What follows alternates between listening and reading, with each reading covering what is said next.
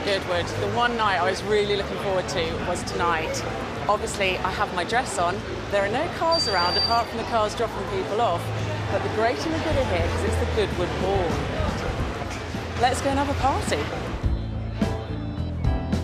James, I think you made the most impressive entrance to the Goodwood Ball. They told me that I could park it out the front, and then they decided we couldn't park it out the front. And my mechanic, bless him, was having a beer, and I went, you could just take us down the hill, could you? And so hence we arrived in the moped. Yeah, well, he's picking me up as well, so you better not have too many. So here I am at my very first classic car auction, and it's with Bonhams, Collectors Motor Cars, Automobilia. We're on Ferrari Mondial at the moment.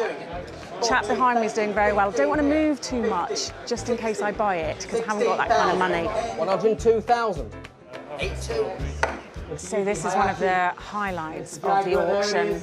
This is the Lister Jaguar. It's actually going for anywhere between 250,000 to 300,000 pounds. Here it is 205,000. 210,000.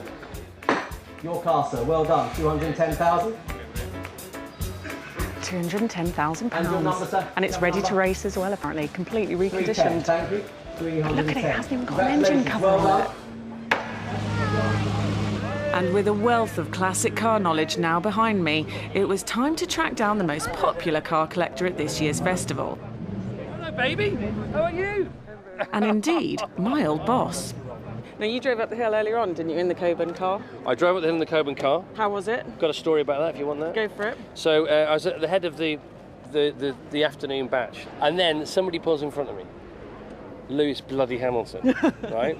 And so he goes off first in a McLaren, an orange McLaren, burns it away from the line. Brand new McLaren, this is a 1960s car, it's never going to keep up with him, couldn't see him for dust.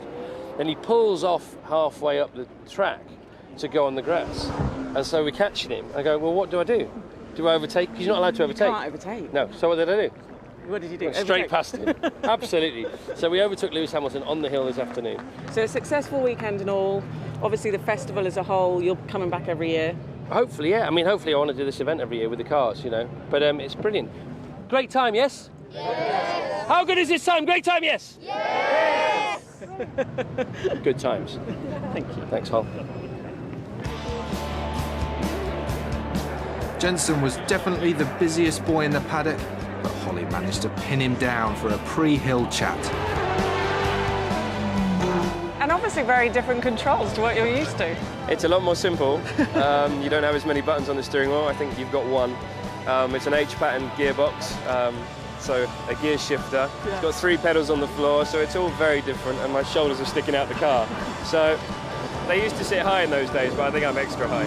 It's one amazing thing driving for the Vodafone McLaren Mercedes team. They have so much history, and to drive this car does mean a lot to me. We saw your son go up the hill literally a few minutes ago. He has a lot of fans here, doesn't he? And they're really obsessed by him. I know he's the world champion, but it's a bit of an obsession. What do you think of it? Yeah, but it works 2 ways, because at a Grand Prix, I mean, he's got so much on his mind. It's all a distraction to him, where this is completely different. He can actually enjoy his time with the fans, which is awesome. Like the previous day, Sunday's Formula One lineup was a star-studded affair. But despite the donuts, burnouts and general carnage on the hill, you just knew the fans were waiting for someone in particular to turn up. OK, Lewis, you really are one of the most popular sights here at the festival. You must love it here. I do. I think for me it's always such a great privilege for me coming down here. Firstly, to see all the heritage and of our great country, and then also to see some of the racing fans. They always come down here in thousands and thousands, and they're all so supportive and all ready and trying to give me such great energy for the Grand Prix coming up. And it's always such a great weekend.